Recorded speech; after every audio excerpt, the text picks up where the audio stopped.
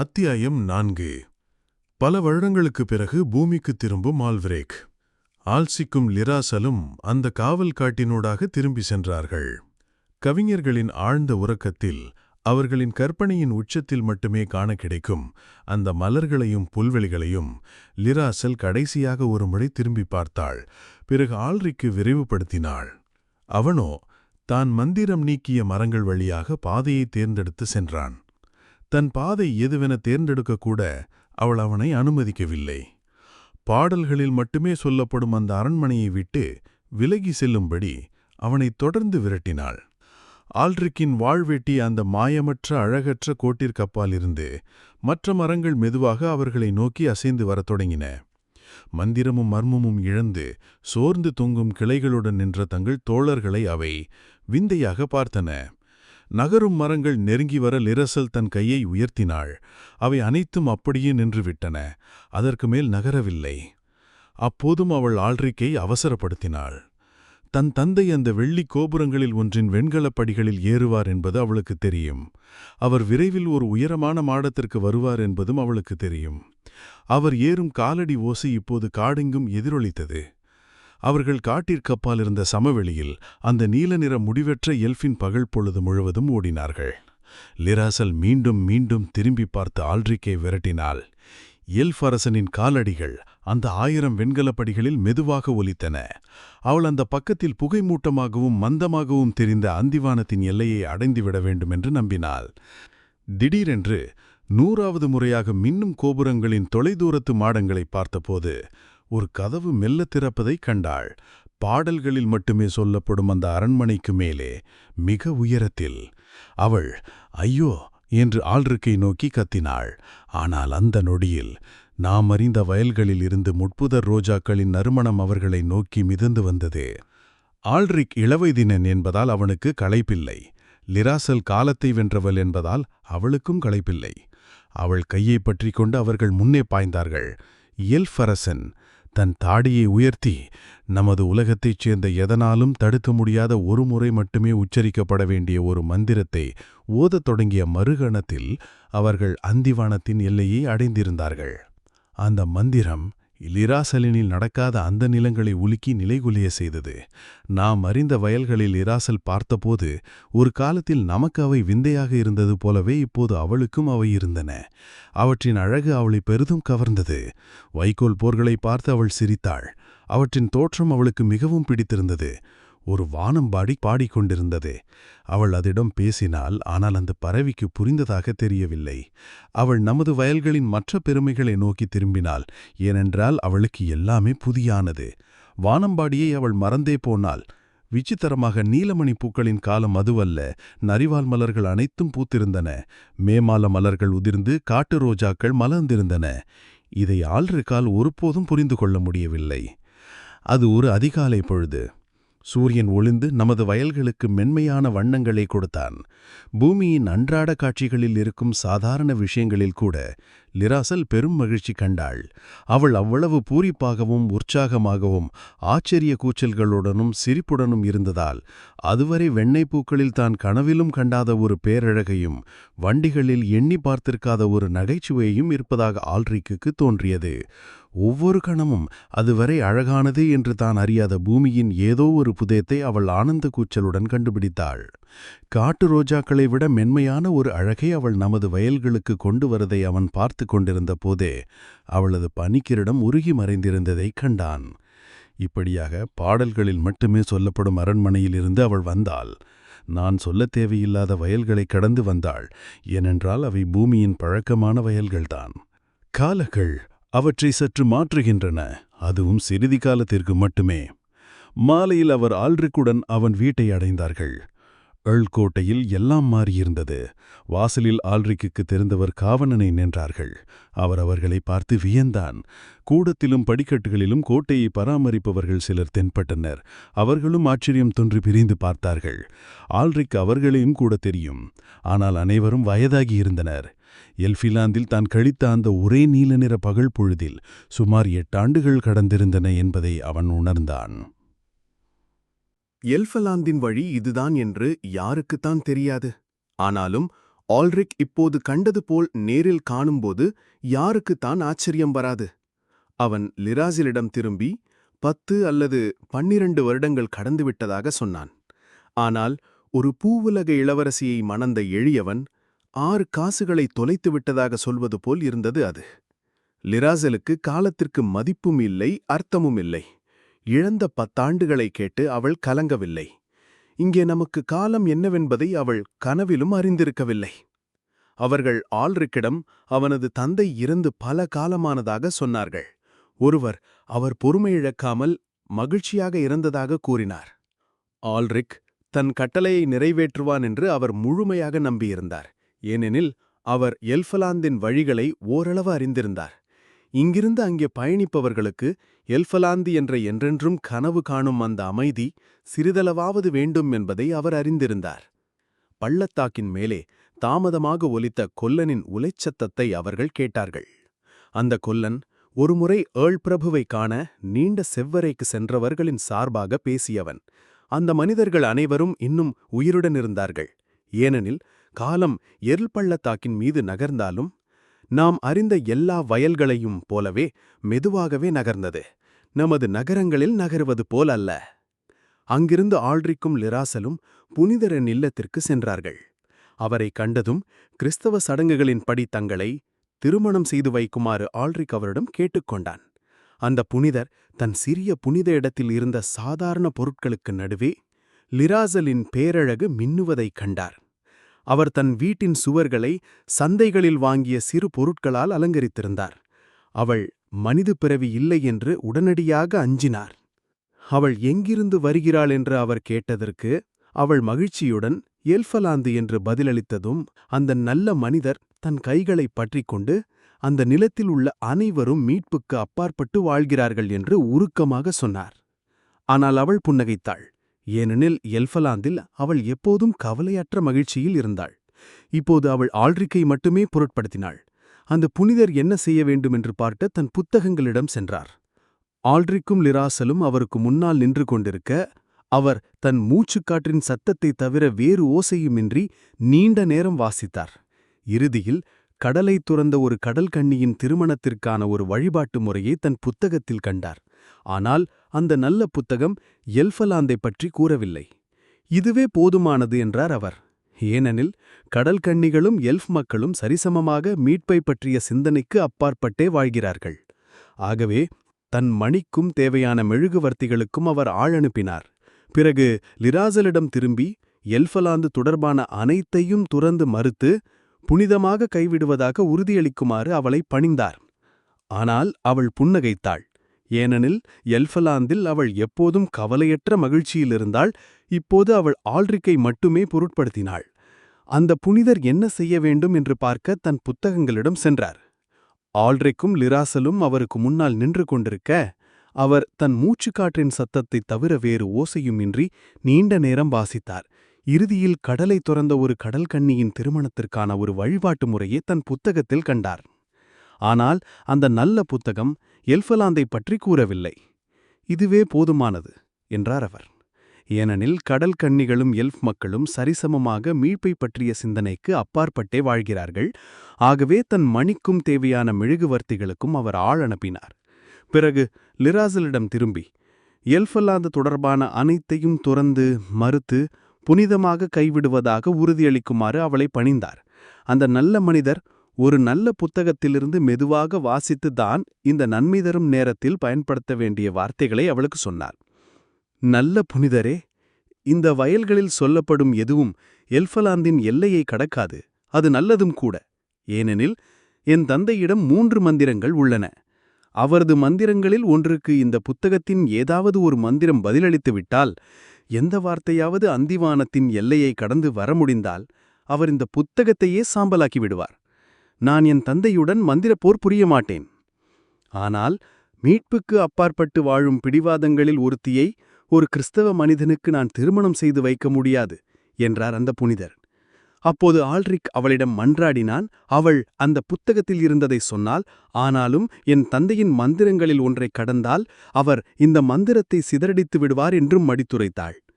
மணியும் மெழுகுவர்த்திகளும் கொண்டு வரப்பட்டதும் அந்த நல்ல மனிதர் அது கடலைத் துறந்த ஒரு கடல்கன்னியின் திருமணத்திற்கு உரிய சடங்குகளுடன் அவரது சிறிய வீட்டில் அவர்களுக்கு திருமணம் செய்து வைத்தார். அத்தியாயம் 5. ஏர்ல் பாராளுமன்றத்தின் ஞானம். அந்த திருமண நாட்களில் ஏர்ல் தேசத்து மக்கள் அடிக்கடி கோட்டைக்கு வந்தார்கள். பரிசுகளையும் வாழ்த்துகளையும் கொண்டு வந்தார்கள். மாலையில் அவர்கள் தங்கள் வீடுகளில் அமர்ந்து ஏர்ல் பள்ளத்தாக்கிற்கு வரப்போகும் நல்ல காலத்தை பற்றி பேசுவார்கள். தங்கள் பழைய பிரபுவிடம் அவருடைய நீண்ட சிவப்பறையில் பேசியபோது தாங்கள் எடுத்த முடிவு எவ்வளவு ஞானமானது என்று தங்களுக்குள் புகழ்ந்து கொள்வார்கள். அவர்களுக்கு தலைவனாக இருந்தவன் நர்ல் என்ற கொல்லன். இந்த யோசனையை முதலில் கொண்டு வந்தவன் குஹிக். அவன் தன் மனைவியுடன் பேசிய பிறகு இந்த முடிவுக்கு வந்தான். அவன் ஏழ் பகுதிக்கு அருகிலுள்ள மேட்டு நிலங்களில் குதிரை மசால் பயிரிடும் விவசாயி. நேஹிக் ஒரு குதிரையோட்டி. மாடுகளை விற்கும் நால்வர் இருந்தார்கள். ஓத் ஒரு மான்வேட்டைக்காரன் மற்றும் விலேல் உழவுத் தொழிலின் தலைவன். இவர்கள் அனைவரும் மேலும் 3 பேருடன் சென்று ஏழ் பிரபுவிடம் ஒரு கோரிக்கையை வைத்தார்கள். அந்த கோரிக்கைதான் ஆல்வெரிக்கின் பயணத்திற்கு வித்திட்டது. இப்போது அதனால் விளையப்போகும் நன்மைகளைப் பற்றி பேசிக் கொண்டிருந்தார்கள்.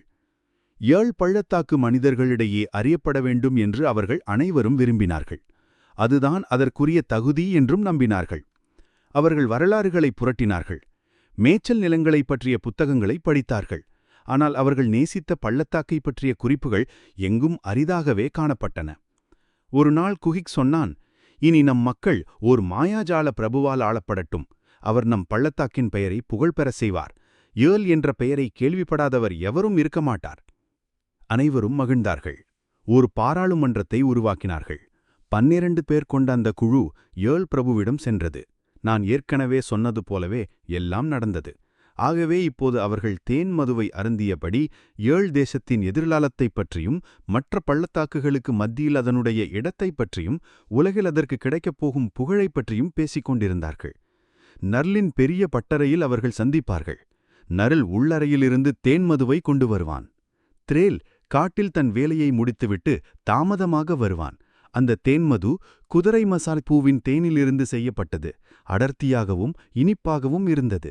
அந்த இதமான அறையில் சிறிது நேரம் அமர்ந்து பள்ளத்தாக்கும் மற்றும் மேட்டு நிலங்களின் அன்றாட விஷயங்களைப் பேசிய பிறகு அவர்கள் தங்கள் மனதை எதிர்காலத்தின் பக்கம் திருப்புவார்கள். ஒரு பொன்னிற புகை மூட்டத்தின் ஊடாக ஏழ் தேசத்தின் மகிமையை காண்பது போல இருக்கும். ஒருவன் மாடுகளை புகழ்ந்தான், மற்றொருவன் குதிரைகளை, மற்றொருவன் வளமான மண்ணை புகழ்ந்தான். மற்ற தேசங்களெல்லாம் ஏழ் பள்ளத்தாக்கின் மகத்துவத்தை அறியும் காலத்தை அனைவரும் எதிர்பார்த்தார்கள். இந்த மாலை பொழுதுகளை கொண்டு வந்த காலம் அவற்றை மெல்லக் கொண்டு சென்றது. நாம் அறிந்த எல்லா நிலங்களையும் கடந்து செல்வது போல ஏழ் பள்ளத்தாக்கையும் அது கடந்து சென்றது. மீண்டும் வசந்தம் வந்தது. காட்டுப்பூக்களின் காலம். ஒரு அழகிய நாளில் ஆல்வெரிக்குக்கும் லிராசிலுக்கும் ஒரு மகன் பிறந்த செய்தி எங்கும் பரவியது. மறுநாள் இரவு ஏழ் மக்கள் அனைவரும் ஒரு குன்றின் மீது நெருப்பை மூட்டி அதன் சுற்றி நடனமாடி தேன்மது அருந்தி கொண்டாடினார்கள்.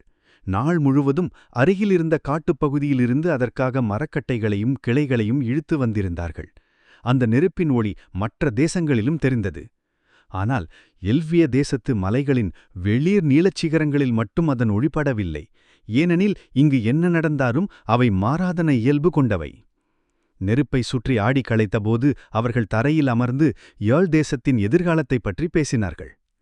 ஆல்வெரிக்கின் இந்த மகன் தான் மாயிடம் இருந்து பெற்றிருக்கின்ற மந்திர சக்திகளுடன் அவர்களை ஆளும்போது தேசம் எப்படி இருக்கும் என்று கற்பனை செய்தார்கள். சிலர் அவன் தங்களை போருக்கு அழைத்துச் செல்வான் என்றார்கள். வேறு சிலர் இன்னும் ஆழ உழவைப்பதற்கு வழிவகுப்பான் என்றார்கள். அனைவரும் தங்கள் மாடுகளுக்கு நல்ல விலை கிடைக்கும் என்று கணித்தார்கள். ஒரு புகழ்மிக்க எதிர்காலத்தை கனவு கண்டும் தாங்கள் கணித்த விஷயங்களுக்காக மகிழ்ந்தும் அன்றைக்கு நாள் யாரும் உறங்கவில்லை. எல்லாவற்றிற்கும் மேலாக ஏழ் தேசத்திற்கு இனி மற்ற தேசங்களில் அறியப்படும் மதிக்கப்படும் என்பதில் பெரும் மகிழ்ச்சி அடைந்தார்கள். பிறகு ஆல்வெரிக் தன் குழந்தைக்காக ஒரு செவிலி தாயை தேடினான். பள்ளத்தாக்கு மற்றும் மேட்டு நிலங்கள் அனைவற்றிலும் தேடினான். எல்விய தேசத்தின் அரச வம்சத்தைச் சேர்ந்த ஒரு குழந்தையை பராமரிக்கும் தகுதி கொண்ட எவரையும் எளிதில் கண்டுபிடிக்க முடியவில்லை. அவன் கண்ட சிலரோ குழந்தையின் கண்களில் சில நேரங்களில் ஒளிந்த ஒரு விதமான ஒளியைக் கண்டு பயந்தார்கள். அது இந்த பூமியின் ஒளி அல்ல, இந்த வானத்தின் ஒளியும் அல்ல என்பது போல இருந்தது. இறுதியில் ஒரு காற்று வீசும் காலையில் அவன் தனிமையில் வசித்த சூனியக்காரியின் குன்றுக்குச் சென்றான். அவள் தன் வீட்டு வாசலில் சும்மா அமர்ந்திருந்தாள். சபிக்கவோ ஆசிர்வதிக்கவோ அவளுக்கு எதுவும் இல்லை. என்ன என்று கேட்டாள் சூனியக்காரி. அந்த வாள் உனக்கு அதிர்ஷ்டத்தை கொண்டு வந்ததா? யாருக்கு தெரியும் எது அதிர்ஷ்டத்தை கொண்டு வருகிறது என்று முடிவை நம்மால் பார்க்க முடியாதபோது என்றான் ஆல்வேரிக். அவன் சோர்வாகப் பேசினான். ஏனெனில் அவன் முதுமையால் தளர்ந்திருந்தான். எல்பிய தேசத்திற்கு பயணம் செய்த அந்த நாளில் எத்தனை ஆண்டுகள் அவனை கடந்து சென்றன என்பது அவனுக்கே தெரியாது. அதே நாளில் எர்ல் தேசத்தில் கடந்த ஆண்டுகளை விட அது மிக அதிகம் என்று தோன்றியது. ஆம் என்றாள் சூனியக்காரி. முடிவை எங்களைத் தவிர வேறு யார் அறிவார்கள்? சூனியத்தாயே என்றான் ஆல்வெரிக். நான் எல்பிய தேசத்து மன்னனின் மகளை மணந்தேன். அது ஒரு பெரிய முன்னேற்றம் என்றாள் வயதான சூனியக்காரி. சூனியத்தாயே என்றான் ஆல்வெரிக். எங்களுக்கு ஒரு குழந்தை இருக்கிறது. அவனை யார் கவனித்துக் கொள்வார்கள்? அது மனித வேலை அல்ல என்றாள் சூனியக்காரி. சூனியத்தாயே என்றான் ஆல்வெரிக். நீங்கள் எர்ல் பள்ளத்தாக்கிற்கு வந்து அவனை கவனித்துக் கொண்டு கோட்டையில் சிவிலித்தாயாக இருக்க முடியுமா? ஏனெனில் இந்த நிலங்களில் உங்களைத் தவிர வேறு யாருக்கும் எல்பிய தேசத்தைப் பற்றி எதுவும் தெரியாது.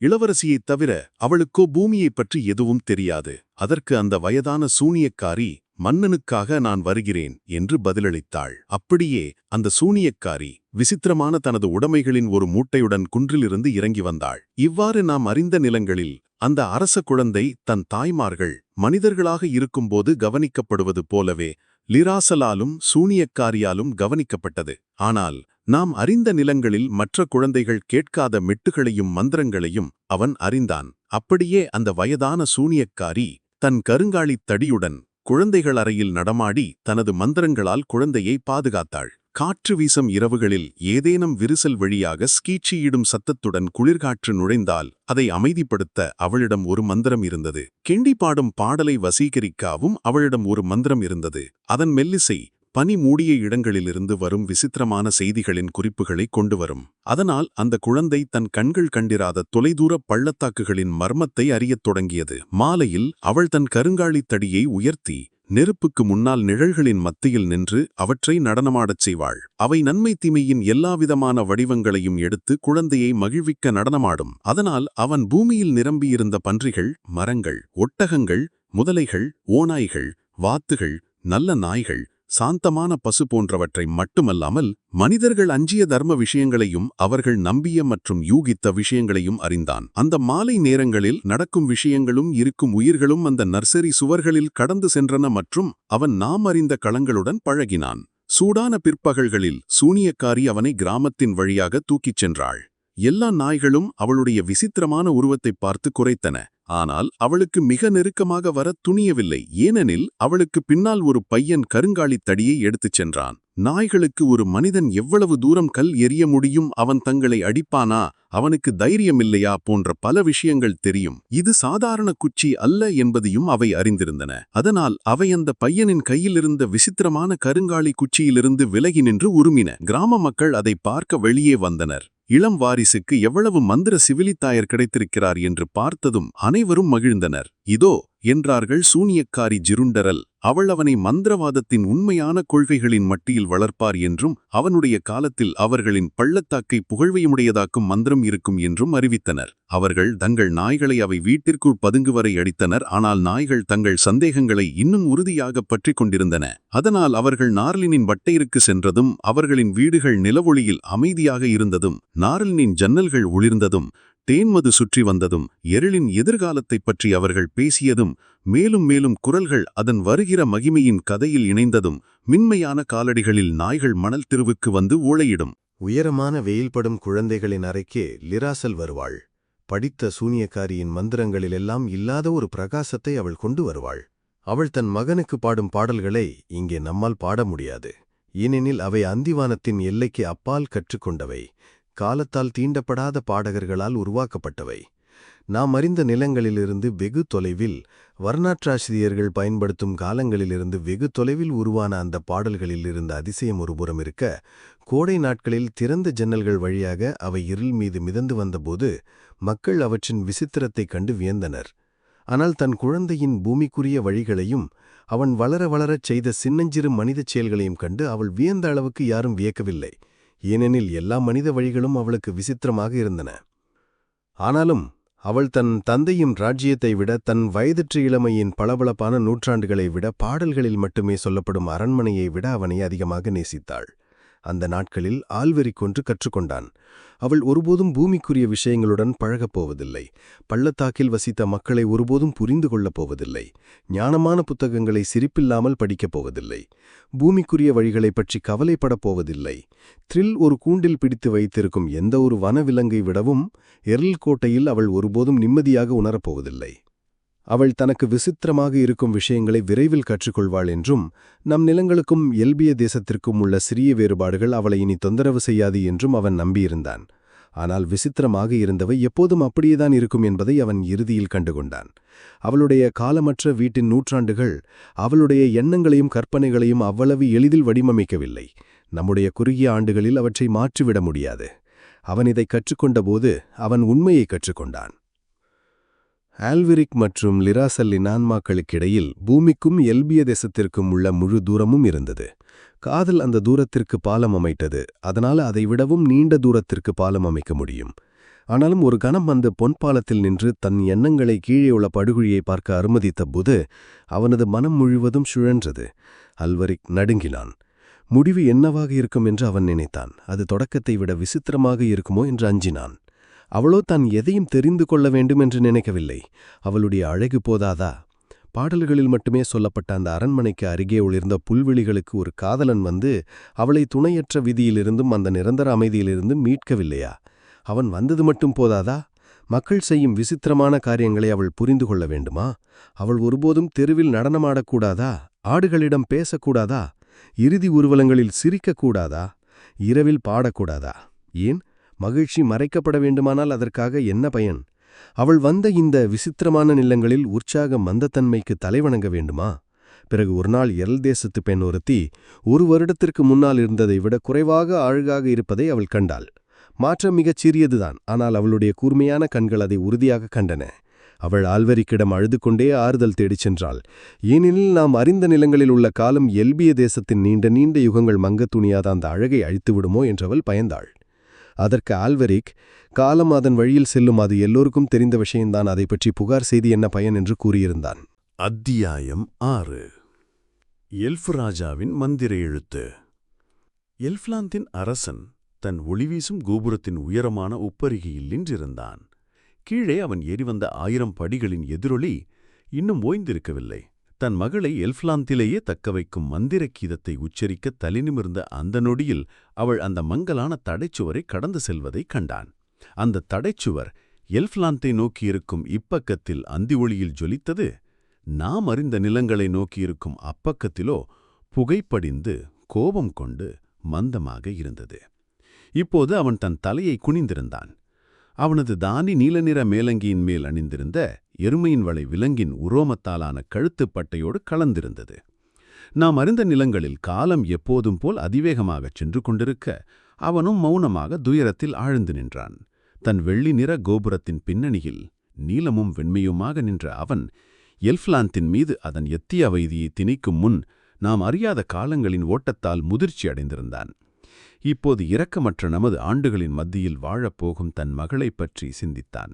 ஏனென்றால் அவனது ஞானம் எல்ஃப்லாந்தின் எல்லைகளையும் கடந்து நமது கரடுமுரடான நிலங்களையும் தொட்டிருந்தது. ஜடப்பொருட்களின் கடினத்தன்மையையும் காலத்தின் கொந்தளிப்பையும் அவன் நன்கு அறிந்திருந்தான்.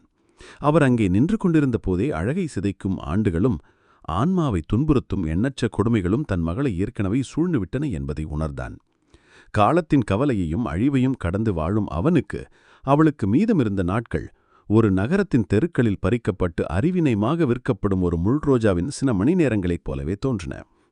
அழியக்கூடிய எல்லா பொருட்களுக்கும் உள்ள விதி இப்போது அவளையும் சூழ்ந்திருப்பதை அவன் அறிந்தான். அழியும் பொருட்களெல்லாம் மடிவலைப் போல அவளும் விரைவில் மடிந்து போவதை நினைத்தான்.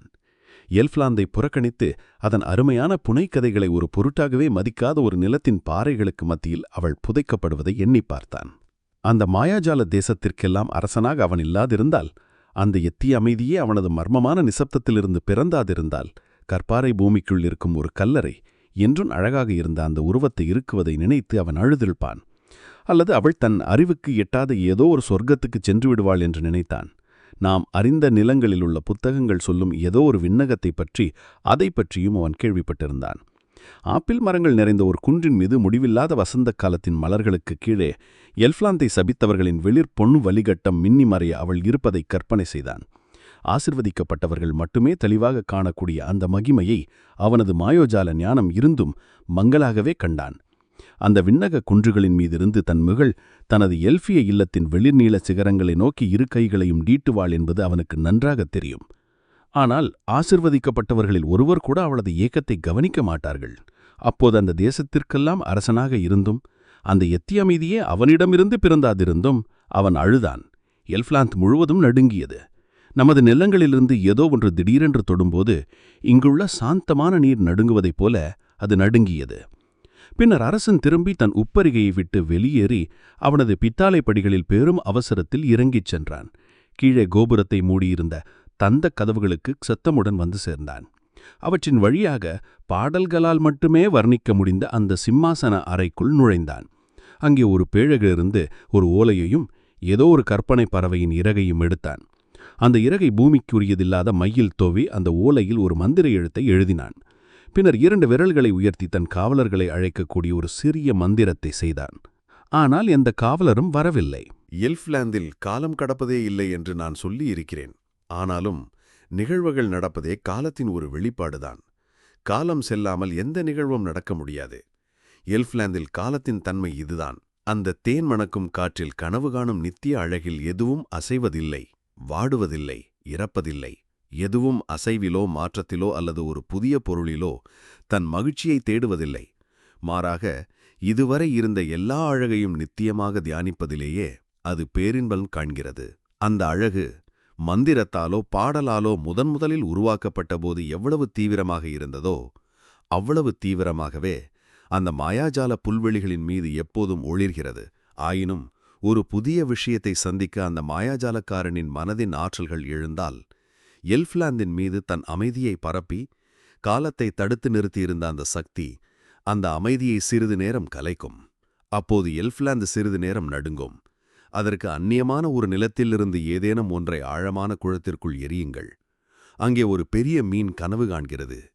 பச்சை பாசிகள் கனவு காண்கின்றன. அடர் நிறங்கள் கனவு காண்கின்றன. ஒளி உறங்குகிறது. ஆனால் கல் விழுந்ததும் அந்த பெரிய மீன் அசைகிறது. நிறங்கள் மாறி உருமாறுகின்றன. பச்சை பாசிகள் நடுங்குகின்றன. ஒளி விழிக்கிறது. எண்ணற்ற விஷயங்கள் மெதுவாக அசைந்து மாறுகின்றன. விரைவில் குளம் முழுவதும் மீண்டும் அமைதியாகிவிடுகிறது. ஆல்வெரிக் அந்தி நேரத்தின் எல்லையை கடந்து அந்த மந்திரக்காட்டினூடை சென்றபோதும் இதுவே நடந்தது. அரசன் கலங்கி அசைந்தான். எல்ஃப்லாந்து முழுவதும் நடுங்கியது. காவலர்கள் யாரும் வராததைக் கண்ட அரசன் கலங்கியிருந்த காட்டினுள் பார்த்தான். எல்வரிக்கின் வருகையால் இன்னும் நடுங்கிக் கொண்டிருந்த மரங்களின் அடர்ந்த கூட்டத்தினூடே அவன் பார்த்தான். தன் அரண்மனையின் வெள்ளி சுவர்களினூடே காட்டின் ஆழம் வரை அவன் பார்த்தான். ஏனெனில் அவன் மந்திரத்தால் பார்த்தான். அங்கே தனது 4 மாவீரர்களும் தரையில் தாக்கப்பட்டு கிடப்பதைக் கண்டான். அவர்களது கவசங்களின் பிளவுகள் வழியே அடர்த்தியான எல்ஃபிய இரத்தம் வழிந்து கொண்டிருந்தது. காலத்தை வெல்வதற்கு முன்பு புதிதாக உதித்த ஒரு மந்திர எழுத்தைக் கொண்டு அவர்களில் மூத்தவனை உருவாக்கிய ஆதிகாலத்து மந்திரத்தை அவன் நினைத்து பார்த்தான். தன் அரண்மனையின் ஒளிவீசும் நுழைவு வாயில்களில் ஒன்றின் பிரகாசத்தையும் பளபளப்பையும் கடந்து வெளியேறினான். ஒளிரும் புல்வழியை கடந்து விழுந்து கிடந்த காவலர்களிடம் வந்தான். மரங்கள் இன்னும் கலங்கியிருப்பதைக் கண்டான். இங்கே ஏதோ மந்திரம் நிகழ்ந்திருக்கிறது என்றான் எல்ஃப்லாந்தின் அரசன். அப்படி ஒரு காரியத்தை செய்ய அவனிடம் 3 மந்திர எழுத்துக்கள் மட்டுமே இருந்தன. அவற்றை ஒருமுறை மட்டுமே உச்சரிக்க முடியும். அதில் ஒன்று ஏற்கனவே தன் மகளை வீட்டிற்கு அழைத்து வர ஓலையில் எழுதப்பட்டுவிட்டது. என்றாலும் அவன் தன் 2வது சக்தி வாய்ந்த மந்திர எழுத்தை பண்டை காலத்தில் தன் மந்திரத்தால் உருவாக்கிய அந்த மூத்த மாவீரன் மீது உச்சரித்தான். அந்த மந்திர எழுத்தின் கடைசி வார்த்தைகள் தொடர்ந்து வந்த நிசப்தத்தில் நிலவொளி போன்றிருந்த கவசங்களின் பிளவுகள் அனைத்தும் சட்டென்று ஒரு சேர மூடிக்கொண்டன. அடர்த்தியான கருஞ்சிவப்பு ரத்தம் மறைந்து போனது. அந்த வீரன் உயிரோடு எழுந்து நின்றான். இப்போது எல்ஃபரசனிடம் நாம் அறிந்த மந்திரத்தை விட வலிமையான ஒரே ஒரு மந்திர எழுத்து மட்டுமே மீதியிருந்தது. மற்ற 3 மாவீரர்களும் இறந்து கிடந்தார்கள். அவர்களுக்கு ஆன்மா இல்லாததால் அவர்களது மந்திரம் மீண்டும் தங்கள் எஜமானர்களின் மனதிற்கே திரும்பி வந்தது. அப்போது அவன் தன் அரண்மனைக்கு திரும்பினான். எஞ்சியிருந்த தன் ஒரே காவலனை ஒரு ட்ரோலை கூட்டி வர அனுப்பினான். அடர் பழுப்பு நிற தோலுடனும் 2 அல்லது 3 அடி உயரத்துடனும் இருக்கும் ட்ரோல்கள் எல்ஃப்லாந்தில் வசிக்கும் ஒரு குள்ளமான இனம். விரைவில் பாடல்களால் மட்டுமே சொல்லக்கூடிய அந்த சிம்மாசனத்து அறையில் ஒரு துள்ளோட்டம் கேட்டது. ஒரு ட்ரோல் தன் 2 வெறும் கால்களில் சிம்மாசனத்தின் அருகே வந்து தன் அரசனுக்கு முன் நின்றது. அரசன் மந்திரம் எழுதின அந்த ஓலையை அதனிடம் கொடுத்து, இங்கிருந்து துள்ளி ஊடு. இந்த நிலத்தின் எல்லையை கடந்து இங்கு யாருக்கும் தெரியாத நிலங்களுக்குச் செல்லும். அங்கே மனிதர்கள் வாழும் இடங்களுக்குச் சென்றிருக்கும் இளவரசி லிராசெல்லை கண்டுபிடி. அவளிடம் இந்த மந்திர தோலையை கொடு. அவள் அதை படித்தவுடன் எல்லாம் நலமாகிவிடும். அந்த ட்ரோல் அங்கிருந்து துள்ளி ஓடியது. விரைவில் அந்த ட்ரோல் நீண்ட தாவல்களில் அந்தி நேரத்தின் எல்லையை அடைந்தது. அதன்பின் எல்ஃப்லாந்தில் எதுவும் அசையவில்லை. பாடல்களால் மட்டுமே வர்ணிக்க முடிந்த அந்த அற்புதமான சிம்மாசனத்தில் வயதான ராஜா மௌனத்துயருற்று அமைதியற்று அமர்ந்திருந்தான்.